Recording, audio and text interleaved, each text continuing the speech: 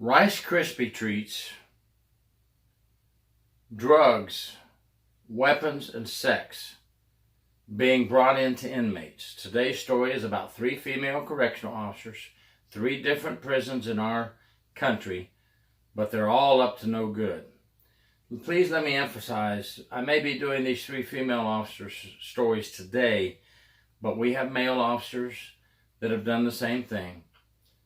They put a damper and give a bad image to the hard-working correctional officers in our country, and it's sickening. Today I'm going to start with the one I think is most dangerous. Now please don't get me wrong.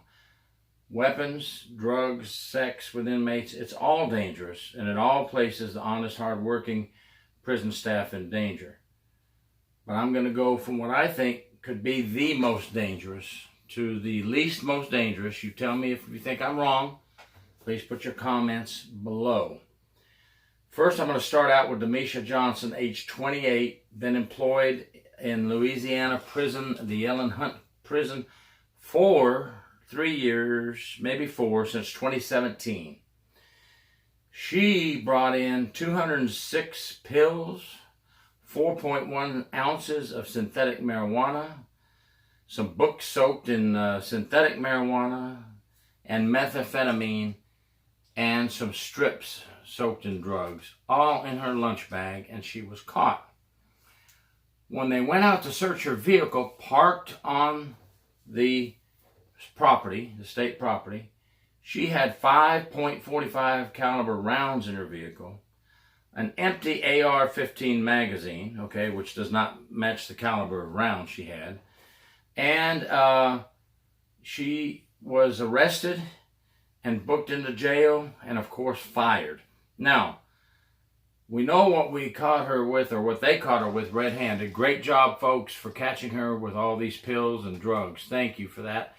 What were these things in the car for? Well, they may not have matched, but who knows how much she's been bringing in, little at a time, okay?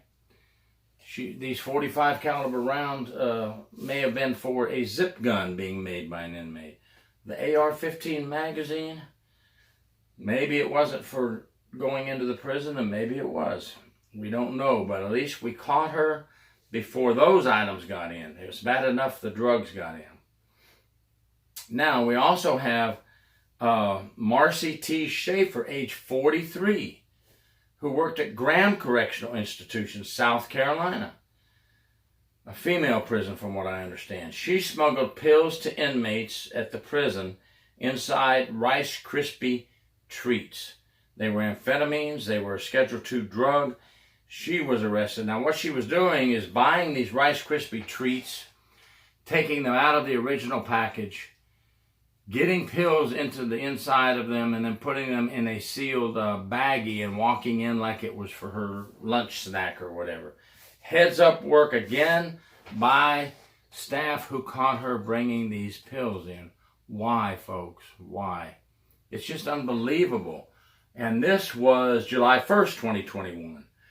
The first story I told you was also in July of this year at Baton Rouge, Louisiana.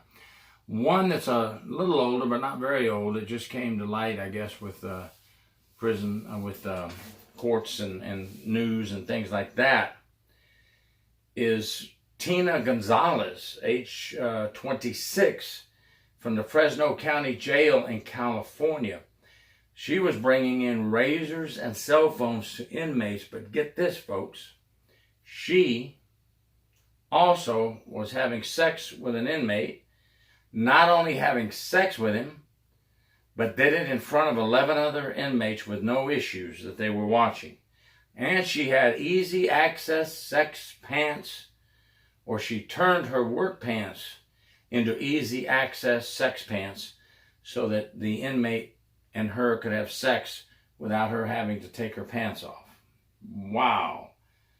Now, we hear that she was recently divorced, and one of the administrators in California said she was vulnerable at the time. Please, get out of here. I wouldn't even make that excuse for her on media if I was interviewed as an agency spokesperson. She's vulnerable, folks. She just had a divorce. Come on, give her a break. Get out of here. This is crazy. I don't care if you're newly married, just divorced 10 years, you don't have sex with inmates. Don't try to sugarcoat it. Agency, this is just a bunch of bull. She's had this sickness for a while. And folks, any of you guys there at the jail that are officers or prison staff, if you had sex with her, you might want to go get tested because she's been having sex with inmates. You're thinking, what are you talking about? Well, this isn't the first time, and I'm not saying it happened here, but we have had officers here in Florida having sex with inmates and then having sex with staff as well. Get yourself tested if that's the case. We don't need to know who you are. Just go get tested and don't do that again. Don't have sex with co-workers. Anyway, folks, there's 3 stories that are sickening to me. We can't bury our head in the sand and pretend like these things aren't happening. They are every year, every month, every week. We have to fight corruption. That's what I've said from the beginning.